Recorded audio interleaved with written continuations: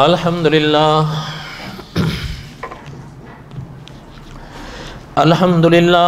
نحمده ونستعینه ونستغفره ونؤمن به ونتوکل علیہ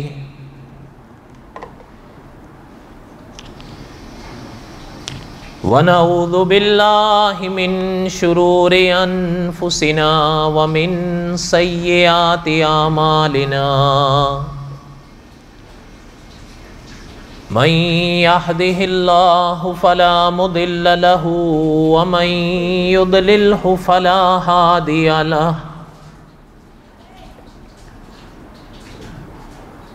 ونشهد أن لا إله إلا الله وحده لا شريك له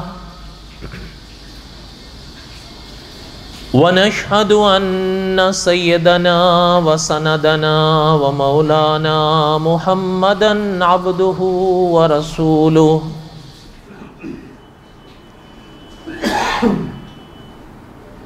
أما بعد أعوذ بالله من الشيطان الرجيم بسم الله الرحمن الرحيم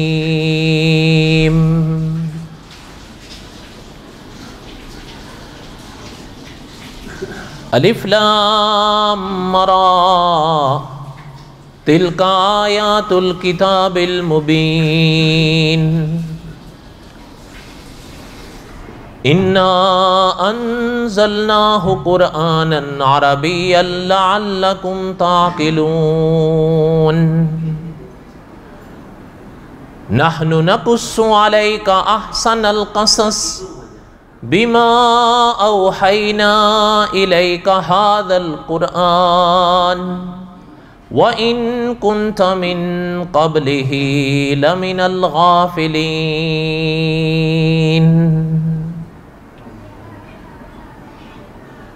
وقال الله تعالى في مقام آخر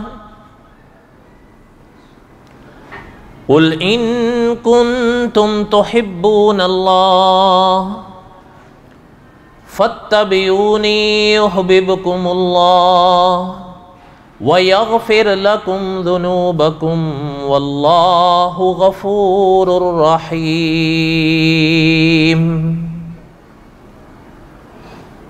قل أطيعوا الله والرسول فإن تولوا فإن الله لا يحب الكافرين إن الله اصطفى آدم ونوحا وآل إبراهيم وآل عمران على العالمين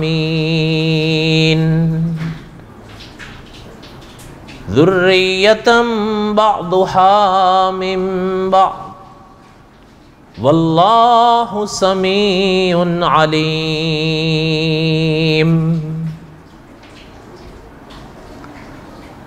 وقال النبي صلى الله عليه وسلم الناس بنو آدم وآدم خلق من تراب وقال النبي صلى الله عليه وسلم من يرد الله به خيرا يفقهه في الدين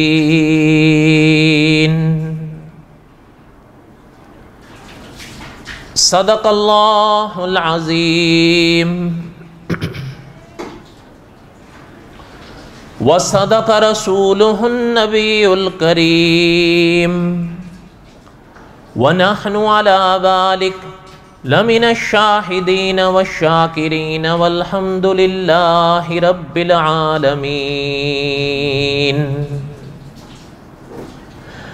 اللهم صل على محمد وعلى آل محمد كما صليت على إبراهيم وعلى آل إبراهيم إنك حميد مجيد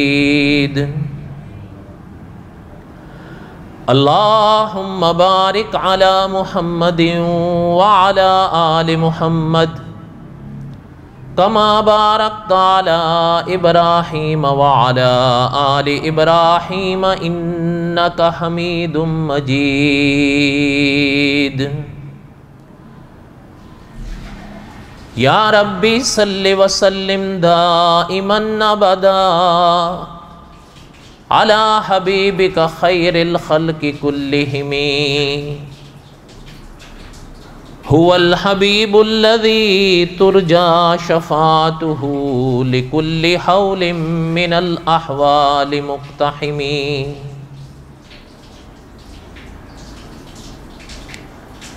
ہمہ قسم کی حمد و ثنا اللہ ذات لم یزل لا یزال کی پاک ذات کے لیے،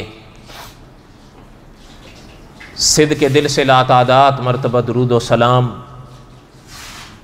امام الانبیاء حضرت محمد رسول اللہ صلی اللہ علیہ وسلم کی پاک ذات کے لیے، قصص الانبیاء علیہم الصلاۃ اور حضرت یوشع علیہ السلام کے واقعات میں دہرا رہا تھا۔ حضرت یوشع علیہ السلام کے واقعات محققین کے ہاں اسلامی کتابوں میں بڑے مختصر ملتے ہیں، اور مولانا عبد الرحمن صاحب رحمۃ اللہ علیہ نے بھی محترم کے واقعات میں 4 بڑی سرخیاں قائم فرمائی ہیں، جن میں سے 2 ہم نے پڑھ لی، ایک پہلے ایک بعد میں۔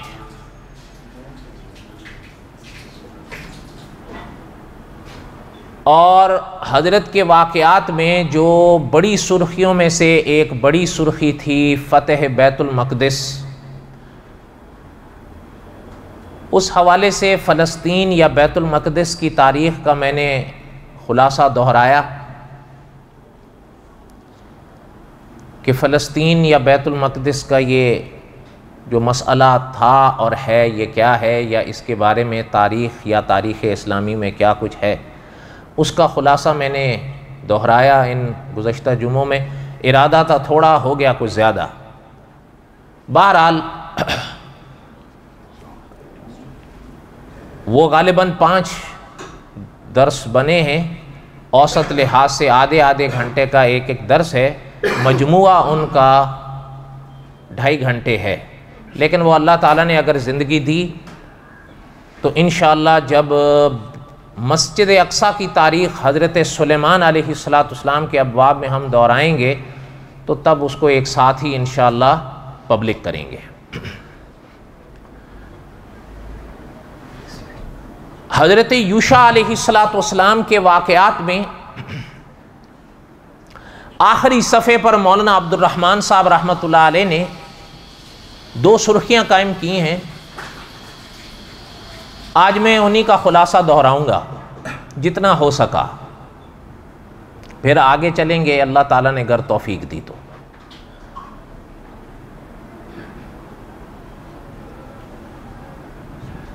وہ جو آخری صفحے پر حضرت یوشع علیہ السلام کے واقعات میں 2 سرخیاں محترم نے لکھی ہیں، ان دونوں سرخیوں کا 2 لفظوں میں خلاصہ آپ سمجھیے، ایک ہے شکر اور دوسرا ہے صبر۔ یہ نکات میں سے یا اصولوں میں سے 2 بڑے اصول ہیں۔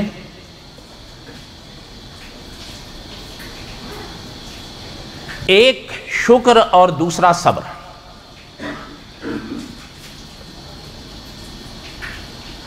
میں جو حضرت نے آخری صفحے پر جو سبق دہرایا اس کا بس خلاصہ ہی پڑھوں گا، چونکہ آج کل زوال دیر سے ڈھلتا ہے، اب دن واپس بڑا ہو رہا ہے، رات چھوٹی ہو رہی ہے، اس لیے اب قریب زوال ڈھلتے 1:45 کے قریب ہو جاتا ہے، تو 15-20 منٹ میں چند باتیں میں پڑھ سکوں گا، اور بس جو اللہ کو منظور ہوا۔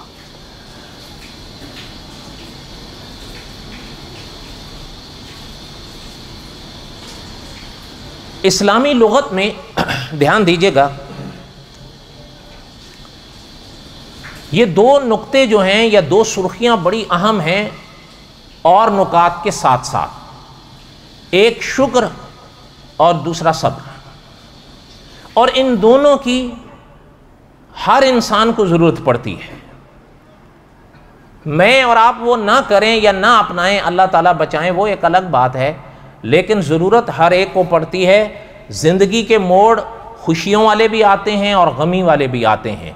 علماء نے لکھا ہے خوشیاں ملیں تو شکر ادا کرنا چاہیے اللہ تعالیٰ کا، اور اللہ نہ کرے اگر کسی پر غم آئے تو صبر کرنا چاہیے۔ پھر واویلے یا رونا یا چیخنا یا جو ہے بے صبریوں کے اظہار کرنا یہ زیب نہیں دیتا۔ یہ ہے خلاصہ ساری اس بحث کا۔ علماء نے لکھا ہے اسلامی لغت میں یہ دو نقطے بڑے اہم ہیں اور نکات کے ساتھ، اس لیے کہ دکھ یا سکھ یہ انسان کے ساتھ سانسوں کی طرح چلتے ہیں۔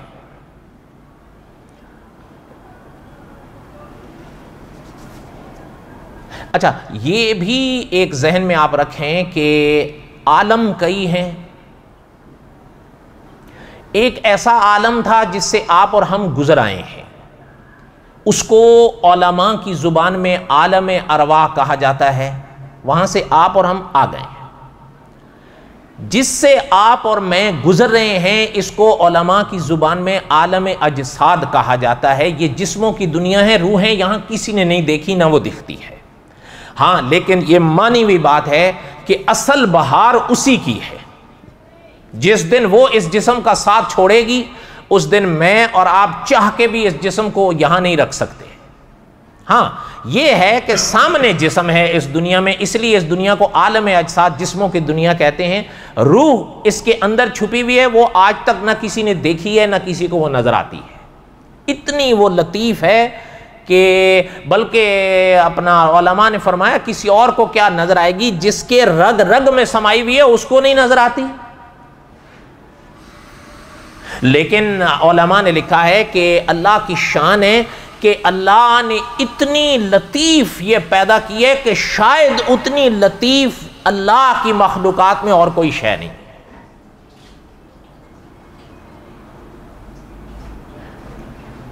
اس لیے یہ عالم اجساد سے یہاں سے آپ اور ہم گزر رہے ہیں۔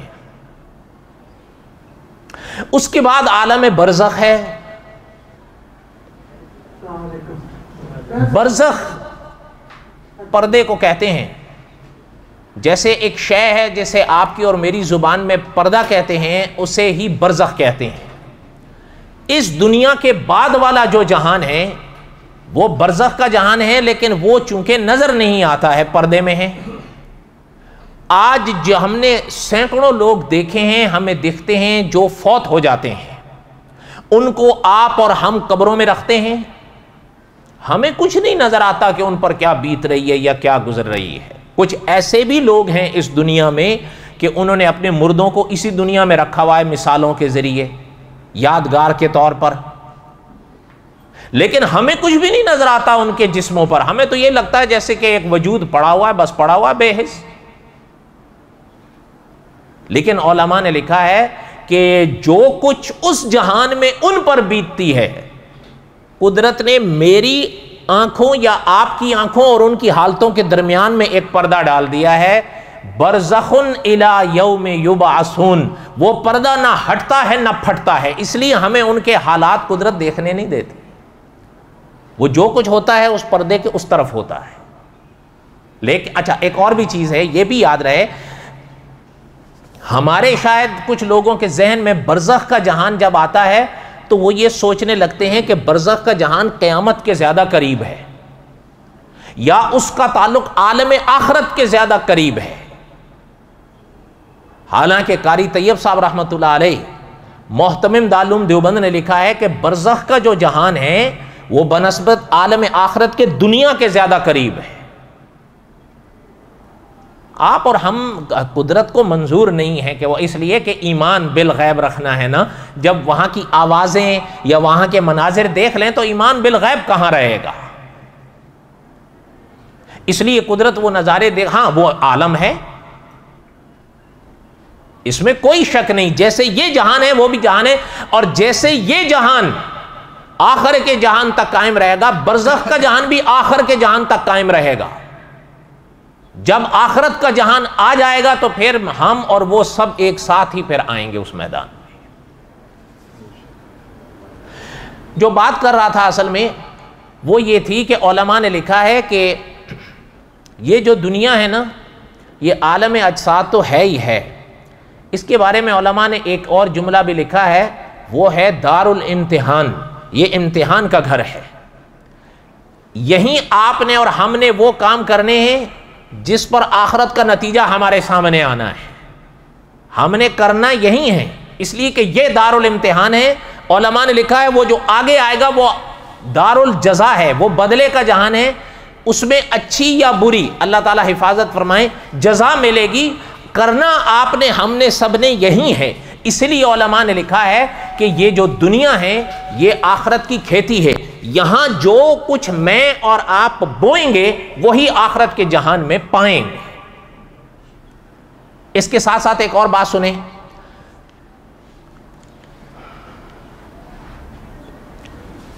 حضرت علی رضی اللہ تعالیٰ عنہ کا ایک فرمان ہے, کتابوں میں ملتا ہے. محترم فرماتے تھے کہ قبر کا جو جہان ہے یہ انسان کے اعمال کا صندوق ہے. انسان کی مرضی ہے, اختیار ہے اس دنیا میں کہ وہ اس کے اندر اچھائیاں ڈالے یا برائیاں ڈالے. جب وہ اس صندوق میں دفن ہوگا تو بدلہ وہی پائے گا جو کچھ وہ اس دنیا میں کر کے گیا ہے. اس لیے علماء نے لکھا ہے دار الامتحان کا معنی یہی ہے کہ یہ امتحان گاہ ہے. امتحان میں آپ اور ہم محنت کریں گے, قدرت قبول فرمائے تو پاس ہوں گے, اللہ نہ کرے میں اور آپ اگر کوتاہیاں کریں گے تو فیل ہو جائیں. اچھا, یہ جو بات ہے نا اکابر نے فرمایا, ایک یہ چیز ہے جو بات عرض کر رہا تھا کہ اس دنیا میں انسان کو جب دار الامتحان ہے دونوں صورتیں پیش آئیں گی. کبھی ایسے حالات آئیں گے یہ مسکرائے گا, اللہ نہ کرے کبھی ایسے حالات آئیں گے یہ روئے گا. اس لیے کہ یہ دار الامتحان ہے, یہاں پر دونوں طرح کے مرحلے آئیں گے. کبھی خوشیوں سے آزمائے گی قدرت, کبھی غمیوں سے آزمائے گی. اس لیے علماء نے لکھا ہے ہاں آگے جو آخرت کا جہان آئے گا, اس دنیا میں تو سکھ اور دکھ سانسوں کی طرح آئیں گے, لیکن آخرت کا جو جہان ہے علماء نے لکھا ہے اس جہان میں قدرت نے دو ٹھکانے رکھے ہیں. ایک ایسا ٹھکانہ رکھا ہے کہ جہاں پر غمی نام کی کسی شے کا کوئی گزر نہیں ہے, وہاں ہر شے انسان کی مرضی کے پیچھے رہے گی, بس اس کی چاہت کی دیر ہے. اس کا نام ہے جنت. اور دوسرا اسی جہاں پر ایک ٹھکانہ قدرت نے رکھا ہے, اللہ تعالیٰ حفاظت فرمائے, کہ علماء نے لکھا ہے وہاں سکھ نام کی کسی شے کا گزر نہیں ہے, اس کا نام ہے دوزخ. ہاں علماء نے لکھا ہے یہ دونوں باتیں آخرت جہان کی. جو جنت میں گیا وہ سدا خوش سے خوشی رہے گا. حتیٰ کہ علماء اہل سنت و جماعت نے لکھا ہے کہ اس جہان میں جنت کا یہ عالم ہے کہ وہاں قدرت نے نیند تک نہیں رکھی ہے. وہ جہان ایسا ہے, اس لیے وہاں دکھ کا کوئی گزر نہیں ہے.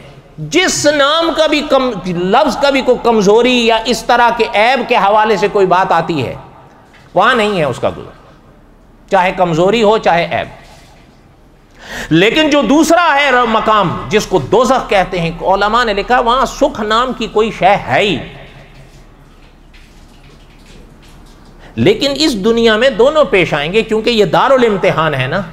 اس لیے مولانا عبد الرحمن صاحب رحمۃ اللہ علیہ نے لکھا ہے کہ حضرت یوشع علیہ السلام کے اسباق میں اور عنوانوں کے ساتھ یہ دو بڑے اہم عنوان ملتے ہیں کہ اگر انسان کو اس دنیا میں کوئی خوشی نصیب ہوتی ہے اسے اپنا حق نہ سمجھے, اللہ کا کرم سمجھے, اور اگر اللہ نہ کرے کوئی سختی کوئی پریشانی کوئی غم آتا ہے تو پھر مایوس نہ ہو, اللہ سے امید رکھے. یہ دونوں پہلو ساتھ رکھے گا تو انشاءاللہ یہ زندگی کا جو دار الامتحان ہے اس سے گزر جائے گا انشاءاللہ. اس لیے اکابر نے لکھا ہے اسلامی لغت کا سبق یہ ہے کہ اگر اللہ کی طرف سے خوشیاں ملتی ہیں تو اللہ کا شکر ادا کرے، اور اللہ نہ کرے اگر غم آتا ہے تو پھر صبر کرے۔ ہمارے ہاں ان دونوں کے ساتھ ایک لفظ استعمال ہوتے ہیں، کبھی کبھی کچھ لفظوں کے سامنے ایک لفظ استعمال ہوتے ہیں نا، دھیان دیجیے گا، دن ہو تو سامنے کون سا لفظ استعمال ہوتا ہے؟ رات۔ اگر صحت ہو تو سامنے کون سا لفظ استعمال ہوتا ہے؟ بیماری۔ امید ہو تو سامنے کون سا لفظ استعمال ہوتا ہے؟ نا امیدی۔ اسی طرح جب ہمارے ہاں شکر کا لفظ ہے تو ہم سامنے ایک اور لفظ لے آئے ہیں، جشن، اور اللہ تعالیٰ بچائیں صبر کا مرحلہ ہے تو ہم ایک اور لفظ سامنے لے آئے ہیں، وہ ہے ماتم۔ علماء نے لکھا ہے اسلامی لغت میں ان دونوں لفظوں کی گنجائش نہیں ہے، نہ جشن کی نہ ماتم کی۔ اگر نعمتیں مل رہی ہیں تو وہ اسلامی لغت میں اس کے لیے شکر ہے، اور اللہ نہ کرے اگر غم آیا ہے تو اسلامی لغت میں اس موقع کے لیے صبر ہے۔ بات سمجھ آئی؟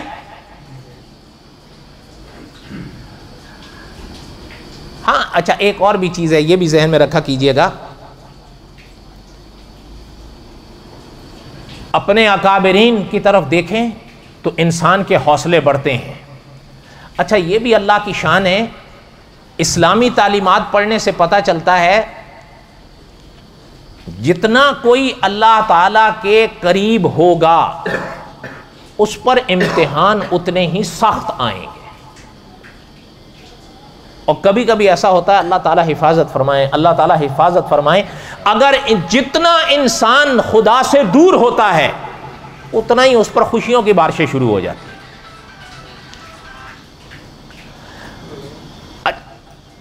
آپ نے حضرت موسیٰ علیہ السلام کے جب واقعات ہم نے پڑھے تھے نا، آپ کو یاد ہوگا میں نے ایک بات عرض کی تھی، اور یہ بھی عرض کیا تھا کلام پاک میں تو یہ بات نہیں ہے، احادیث طیبہ میں بھی نہیں ہے، لیکن تاریخ میں ضرور ہے۔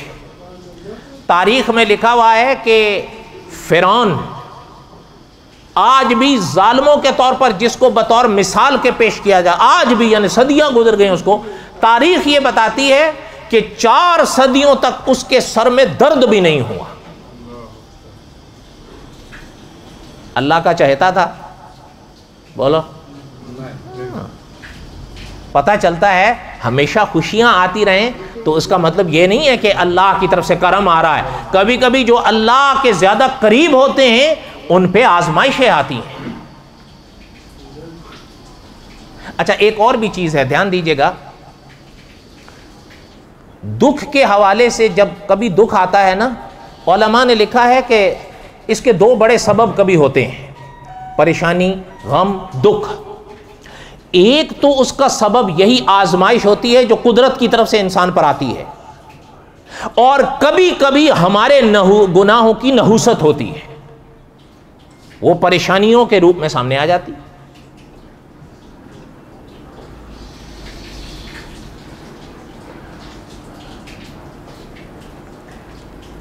ہمارے اکابر نے ایک واقعہ لکھا، بات سننا۔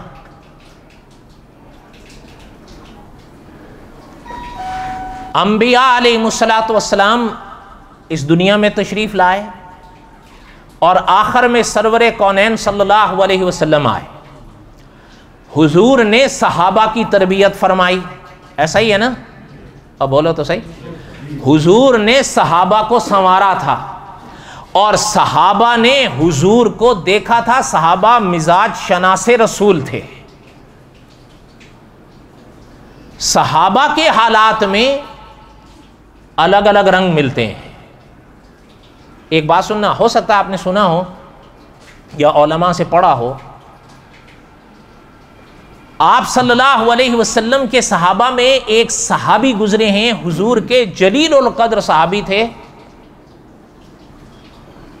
ان کا نام تھا حضرت عمران ابن الحسین رضی اللہ تعالیٰ عنہ۔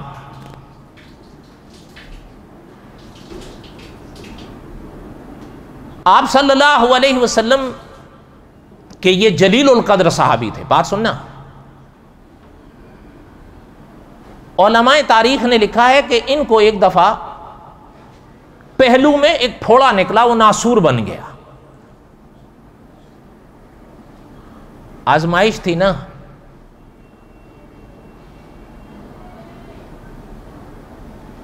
وہ جب ناسور بنا، علماء تاریخ نے لکھا ہے کہ ہر وقت اس کے اندر سے یا پیپ بہتا تھا یا خون بہتا تھا. اس کی وجہ سے جسم اس طرح ساتھ چھوڑ گیا کہ 30 سال تک بستر پہ پڑے رہے. کتنا؟ 30 سال. اچھا، آگے وہی تاریخ بتاتی ہے کہ پہلو تک نہیں بدل سکتے تھے، بس چت لیٹنا ہے. اسی حالت میں وضو کروائے جاتے تھے، اسی حالت میں جو چیز کھا سکتے تھے کھا لیتے تھے، اور اسی حالت میں نماز ادا کر لیتے تھے. کتنے سال؟ لیکن وہی تاریخ کے پنے بتاتے ہیں حضور کی تعلیمات کا صدقہ تھا. جب کبھی کوئی پرسان حال یا طبیعت پوچھتا، چاہے گھر والوں میں سے یا کوئی باہر والوں میں سے، کہ محترم کیسے ہیں، تو فرماتے تھے الحمدللہ. شکر کا کلمہ ہے نا یہ. لیکن یہ ان کا حوصلہ تھا. یاد رکھنا، مفتی تقی عثمانی صاحب نے لکھا ہے یہ ان کے حوصلے تھے. اللہ تعالیٰ سے عافیتیں مانگا کرو، اللہ تعالیٰ سے آسانی. یہ نہ ہو کہ یہ سن کے کہو اللہ میاں ہمیں بھی پھوڑے دے دیں، ایسا نہیں ہے. وہ اللہ تعالیٰ بچائیں، وہ ان کے حوصلے تھے. آپ اور ہمارے پاس وہ حوصلے کہاں ہیں؟ ہم تو پاگل ہو جائیں گے. اس لیے سرور کونین صلی اللہ علیہ وسلم کی تعلیمات یہ ہیں اللہ سے ہر وقت عافیت مانگو. عافیت سمجھتے ہیں آپ؟ اب سنیں اگلی بات سنیں. حضرت عمران بن حسین رضی اللہ تعالیٰ عنہ کی سنا رہا ہوں. یہ 30 سال تک کروٹ تک بدلنے کے قابل نہیں رہے تھے، لیکن وہی تاریخ کے پنے بتاتے ہیں کہ جب کوئی پوچھتا محترم کیسے ہیں، فرماتے الحمدللہ، اللہ کا شکر ہے، اللہ تعالیٰ نے کروڑوں سے اچھا رکھا ہوا ہے. اچھا، پھر کوئی آپ سنیں، وہی تاریخ کے پنے بتاتے ہیں کہ محترم کے چہرے پر جو بشاشت تھی، جو نورانیت تھی، وہ انہی کا حصہ تھا. ایک دفعہ کوئی حال پوچھنے آیا. کبھی کبھی حال پوچھنے کے لیے کوئی آتے ہیں نا، کبھی کوئی عام ہوتے ہیں، کبھی کوئی خاص ہوتے ہیں. دھیان دینا.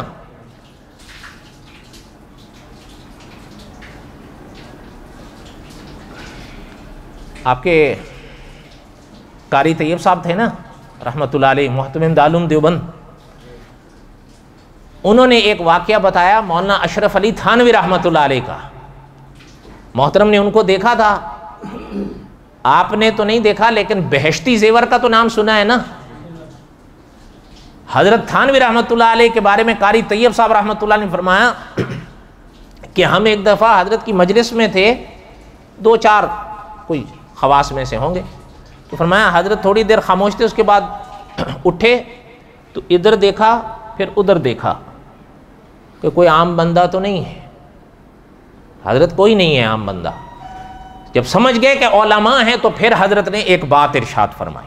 وہ بات میں یہاں نہیں بیان کرتا، کہنے کا مقصد یہ تھا کہ مجلسوں میں کبھی خاص آتے ہیں کبھی عام آتے ہیں. اس بات کو ذہن میں رکھیں تو اگلی بات حضرت عمران رضی اللہ تعالیٰ عنہ کی سمجھ میں آئے گی. بات سمجھ آئی ہے؟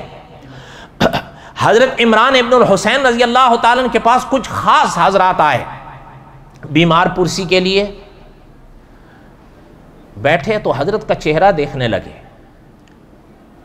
اچھا، وہی تاریخ کے پنے بتاتے ہیں کہ ان حضرات کا بیان آج بھی پرانی کتابوں میں ملتا ہے کہ باوجود 30 سال کے بستر پر لگے ہونے کے حضرت کے چہرے سے نظر نہیں ہٹ رہی تھی. آخر حضور کے صحابہ میں سے تھے نا. تو ان میں سے ایک صاحب نے اٹھنے سے پہلے حضرت سے فرمایا کہ حضرت ایک بات پوچھنے کو آپ سے دل کرتا ہے، اگر اجازت دیں تو. حضرت نے فرمایا پوچھیں. کہنے لگے جو بیماری کا عالم آپ پر گزر رہا ہے وہ ہم سب کے سامنے ہے، اللہ تعالیٰ آپ کو شفا دیں، لیکن ہم آپ سے یہ پوچھنا چاہتے ہیں باوجود اس بیماری اور اس عالم اور اس کمزوری کی بھی آپ کے چہرے پر جو نورانیت ہے وہ بڑھتی جا رہی ہے، کم نہیں ہو رہی ہے. حالانکہ آپ دیکھیں بیمار کے جو چہرے کے آثار ہو جاتے ہیں کیا حال ہو جاتا ہے، وہ بیماری کے اثرات ہوتے ہیں. اس کی کیا وجہ ہے؟ محترم نے دیکھا تو میں نے ابھی کہا نا کچھ خاص ہوتے ہیں کچھ عام ہوتے ہیں. عام کو ہر بات نہیں بتائی جاتی، اس کی وجہ یہ ہے کہ علماء نے لکھا ہے کچھ باتیں ہر انسان کے دائرے کی نہیں ہوتی، وہ اس کے دائرے سے اوپر کی ہوتی ہیں، اس کو سمجھ میں نہیں آئیں گی۔ بات سمجھ آ رہی ہے؟ حضرت عمران ابن الحسین رضی اللہ تعالیٰ نے جب دیکھا تو فرمایا بھائی بات یہ ہے، یہ ایک آزمائش آئی، ہم اللہ تعالیٰ سے دعا کرتے ہیں، اللہ تعالیٰ کا شکر ادا کرتے ہیں، لیکن جس پاک ذات نے بیماری دی ہے اسی پاک ذات نے صبر اور شکر کا مرحلہ اور توفیق بھی دی ہے، اس لیے ہم شکر کرتے ہیں۔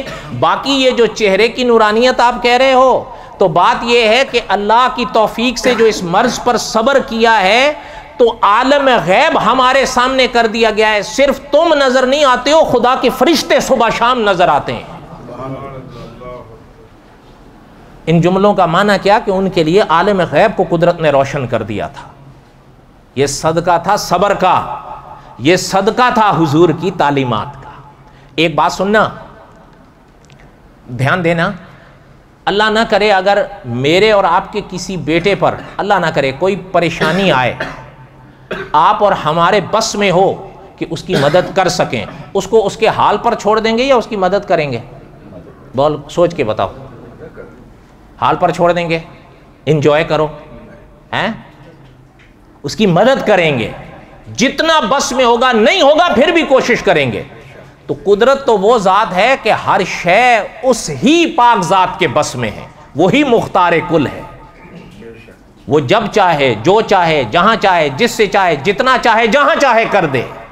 تو جب اس کے نام لیوا اس کے حکم پر صبر کرتے ہیں تو پھر وہ بھی تو بدلے ایسے ہی دیتا ہے، یہ تھوڑا ہے کہ ان کو ان کے حال پر چھوڑ دیتا ہے، بس تھوڑی سی ہمت باندھنی ہوتی ہے، اور وہ آپ اور ہم کر نہیں پاتے۔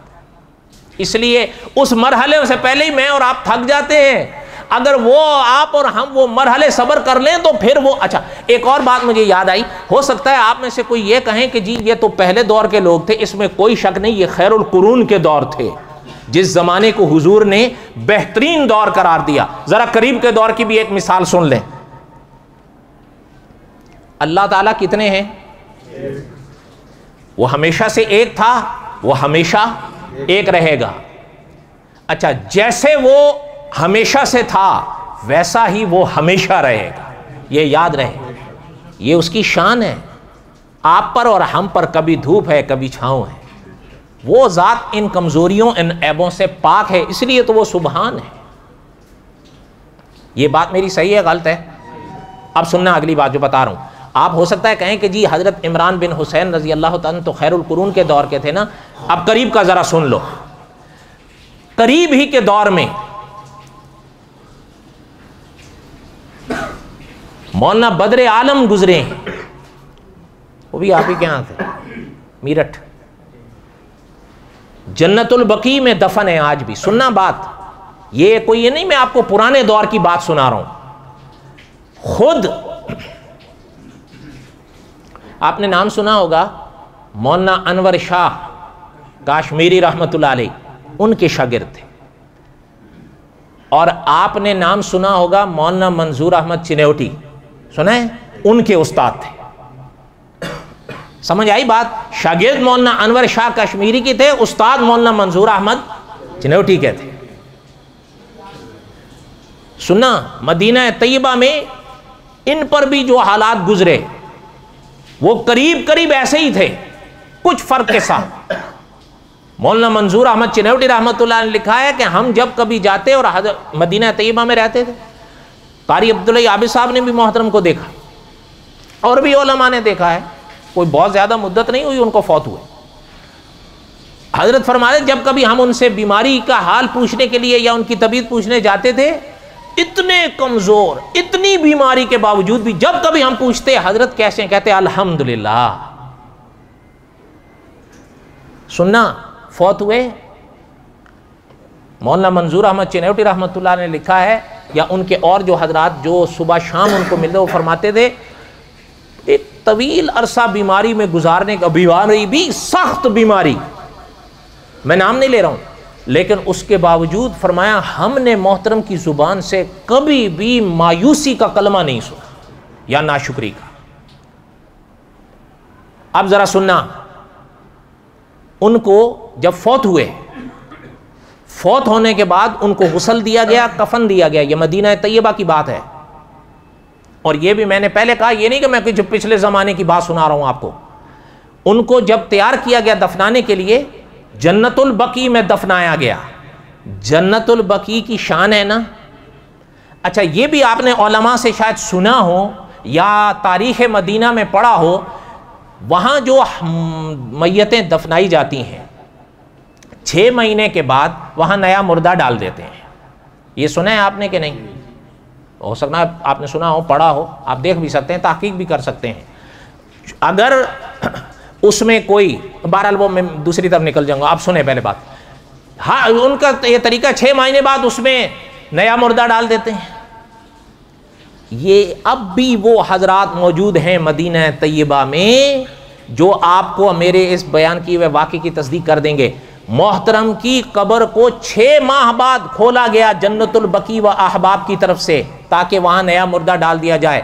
6 ماہ بعد جو قبر کو کھولا تو وہ حضرات آج بھی بتاتے ہیں کہ ان کے کفن تک پر مٹی کا ایک ذرہ نہیں تھا. بند کر دی قبر. اگلے 6 ماہ گزرے، 6 ماہ پچھلے، اگلے 6 ماہ کتنے ہوئے؟ سال ہو گئے نا. سال بعد اس قبر کو کھولا گیا. اس کے باوجود وہی عالم ہے، وجود جوں کا توں ہے، کفن جوں کا توں ہے. پھر بند کر دی. 1 سال بعد پھر کھولا گیا. کتنا ہوا؟ 2 سال بعد کھولا گیا، پھر بھی وہی عالم تھا. اب جو بند کیا گیا تو احباب اور حکومت کی طرف سے یہ لکھ کر دیا گیا کہ آئندہ یہ قبر نہ کھولی جائے.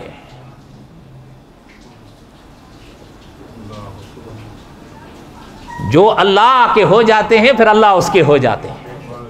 میں اور آپ صبر نہیں کر پاتے، پہلے مرحلے پر فیل ہو جاتے ہیں، اس لیے پھر یہ انوار نہیں آتے. یہ انوار کسی صدقے میں آتے ہیں. میں غلط کہہ رہا ہوں؟ لَإِن شَكَرْتُمْ لَأَزِيدَنَّكُمْ. اللہ نے خود قرآن پاک میں فرمایا، سورہ ابراہیم کا پہلا صفحہ ہے، شکر کرو گے تو ہم اور دیں گے. قاری طیب صاحب رحمۃ اللہ علیہ وہ محتمم دارالعلوم دیوبند فرمایا کرتے تھے، ضابطے کا صبر تو قدرت، ضابطے کا اجر تو قدرت سب کو دیتی ہے، لیکن اللہ نے خود فرمایا کہ وہ اپنا ضابطے کا صبر تو ہم، ضابطے کا اجر تو ہم سب کو دیتے ہیں، لیکن اس پر ہم مزید بھی دیتے ہیں. وَلَدَيْنَا مزید. یہی تو ہے، جب مزید بھی دیتے ہیں تو اچھا جب مزید دیتے ہیں تو میں اور آپ ایسے ہاتھ پہ ہاتھ رکھیں تو وہ پا لیں گے؟ پھر آزمائش تو ہوگی. اچھا ایک بات مجھے یاد آئی، اس کا اس بات سے کوئی ربط نہیں لیکن مجھے یاد آئی ہے، سن لیں. وہ مفصل تو انشاءاللہ قصص الانبیاء کے آخر میں آئے گا. قصص الانبیاء کے آخر سے میری مراد یہ ہوتی ہے آپ صلی اللہ علیہ وسلم کے جب واقعات ہم شروع کریں گے تب انشاءاللہ. آپ صلی اللہ علیہ وسلم ایک دفعہ، مزید کے لفظ سے مجھے یاد آیا، آپ صلی اللہ علیہ وسلم ایک دفعہ بیٹھے تھے، حضرت جبرائیل امین آئے. سننا بات، حضرت جبرائیل امین علیہ السلام آئے. حدیث شریف کی کتابیں بتاتی ہیں حضرت جبرائیل امین کے ہاتھ میں ایک شیشہ تھا، اس میں ایک نقطہ تھا جو اس شیشے کے بیچ میں بالکل بیچوں بیچ لگا ہوا تھا. حضور نے پوچھا کہ جبریل یہ کیا ہے؟ تو حضرت جبرائیل امین علیہ السلام نے فرمایا آقا یہ مزید ہے. کیا ہے؟ مزید ہے. مزید کیا ہے؟ فرمایا آقا مزید جنت میں ایک میدان ہے جہاں اللہ کے بندے اکٹھے ہوں گے، لیکن حضرت جبرائیل نے حضور کو بتایا کہ سالوں ہو گئے، برسوں ہو گئے میں اس میدان مزید میں گھوم رہا ہوں، ابھی تک مجھے اس کے کناروں کا پتہ نہیں چلا کہ کہاں ہے.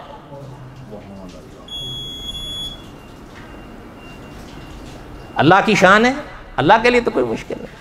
تو بہرحال میرے کہنے کا مقصد یہ تھا کہ مولانا عبد الرحمن صاحب رحمۃ اللہ نے لکھا ہے اللہ تعالیٰ اگر کوئی چیز نعمتوں سے نوازیں اس پر شکر ادا کرو، اللہ نہ کرے اگر کبھی کوئی امتحان پریشانی آئے تو اس پر صبر کرو. ایک آخری بات سن لیں، وہ بھی مجھے یاد آئی، وہ اس سے جڑی ہوئی ہے. قاری طیب صاحب رحمۃ اللہ علیہ محتمم دارالعلوم دیوبند نے ایک حدیث لکھی ہے، وہ سنیں. محترم نے لکھا ہے حضرت آدم علیہ السلام، حدیث شریف میں ہے، حضرت آدم علیہ السلام کا جب پاک وجود بنایا قدرت نے اور یہ آپ سب جانتے ہیں حضرت آدم کا وجود اللہ نے اپنے ہاتھ سے بنایا ہے. جب بنایا، حدیث شریف میں فرمایا گیا جب وہ پاک پتلا بن گیا حضرت آدم کے وجود کا تو 40 دن تک اس پر می برسا. کتنا؟ 40 دن تک اس پر می برسا. آگے وہ حدیث کی وضاحت یہ ملتی ہے کہ 40 دنوں میں سے 39 دن اس کے اوپر غم کا می برسا ہے. کتنا؟ پیچھے کتنا رہا؟ صرف ایک دن خوشی کا ہوا. اس لیے علماء نے لکھا ہے اس دنیا میں غم زیادہ ہیں اور خوشیاں کم ہیں، لیکن جب غم آئے تو رونا ہے، واویلے کرنے ہیں. آئے مر گئے، لٹ گئے، مٹ گئے، پھر مٹ ہی جاؤ گے. اللہ نہ کرے غم آئے صبر کرو، خوشیاں آئے تو جشن مناؤ. بولو تو صحیح، شکر ادا کرو. وما علینا الا البلاغ المبین. بقایا